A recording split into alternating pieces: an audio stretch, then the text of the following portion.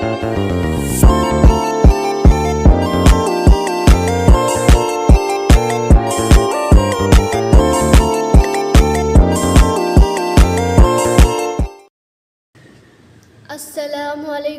warahmatullahi wabarakatuh. Perkenalkan, nama saya Laila Rahmadani, IMPM 2301010064, Prodi PAI, kelas D. Saya membuat video ini untuk memenuhi tugas UAS Ulumul Quran. Di sini saya mendapatkan judul yaitu Asbabun Nuzul. Selamat menyaksikan. Kali ini saya akan menjelaskan materi Asbabun Nuzul. Pengertian Asbabun Nuzul. Asbabun Nuzul memiliki dua kata, di mana yaitu asbab dan nuzul. Asbab berarti sebab, karena, atau lantaran. Sedangkan nuzul artinya turun. Jadi Asbabun Nuzul adalah sebab-sebab diturunkannya ayat-ayat Al-Quran kepada Rasulullah lantaran ada suatu peristiwa yang membutuhkan penjelasan atau pernyataan, dan itu membutuhkan suatu jawaban. Selanjutnya, Asbabun Nuzul menurut ulama, di mana Asbabun Nuzul menurut ulama yaitu suatu kondisi atau kejadian tertentu yang terkait dengan turunnya ayat-ayat Al-Quran yang berfungsi sebagai penjelas hukum pada saat terjadinya peristiwa. Selanjutnya, pengkategorian Asbabul Nuzul. Al-Quran diturunkan dalam dua kategori, yang turun tanpa sebab dan yang turun karena suatu peristiwa atau pernyataan. Tetapi tidak berarti bahwa setiap orang harus mencari sebab turun ayat.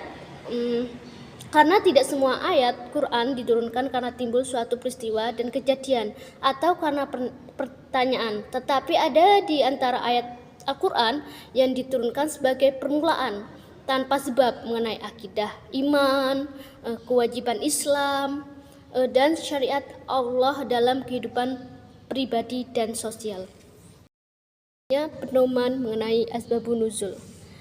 Pedoman dasar para ulama dalam mengetahui Asbabun Nuzul yaitu riwayat sahih yang berasal dari Rasulullah atau dari sahabat. Itu disebabkan pemberitahuan seorang sahabat mengenai hal seperti ini. Bila jelas, maka hal itu bukan sekedar pendapat terai, tetapi yang punya hukum marfu yang disandarkan pada Rasulullah. Selanjutnya, redaksi sebab nuzul.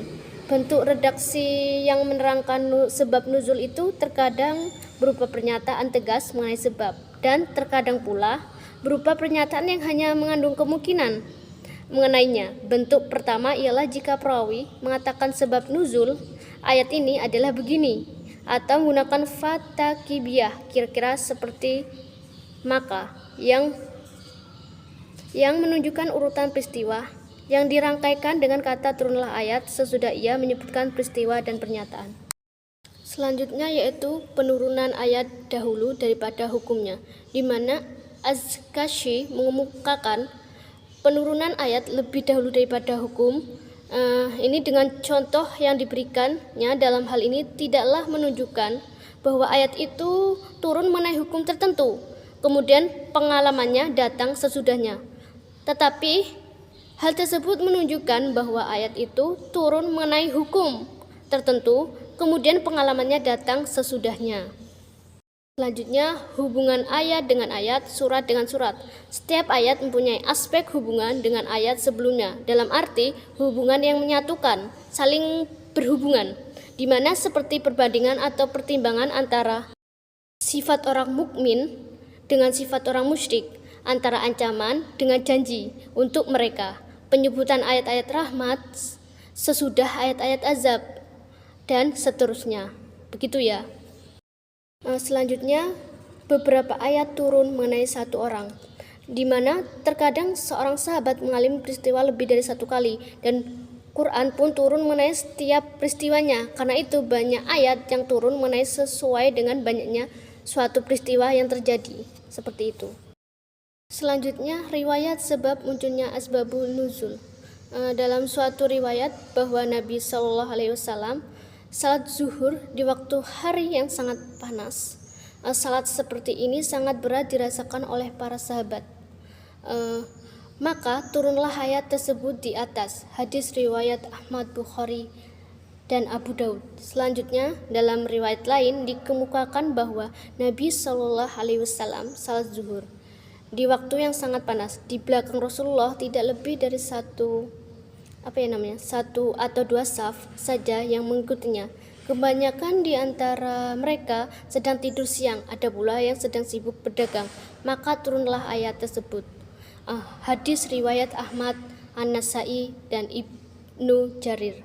Selanjutnya, dalam riwayat lain dikemukakan pada zaman Rasulullah SAW ada orang-orang yang suka bercakap-cakap dengan kawan yang ada di sampingnya saat mereka salat. Maka turunlah ayat tersebut yang memerintahkan supaya diam pada waktu sedang salat. Hadis riwayat Bukhari, Muslim, Tirmizi, dan Abu Daud. Manfaat mengetahui asbabun nuzul.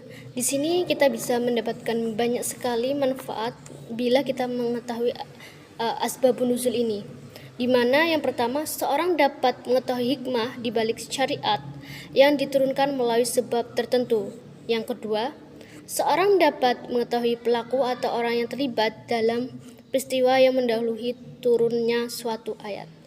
Yang ketiga, seorang dapat menentukan apakah ayat mengandung pesan khusus atau umum dan dalam keadaan bagaimana ayat tersebut diterapkan semestinya.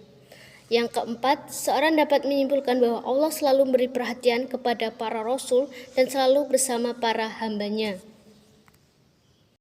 Sekian video penjelasan tentang materi asbabun nuzul. Saya akhiri. Wassalamualaikum warahmatullahi wabarakatuh.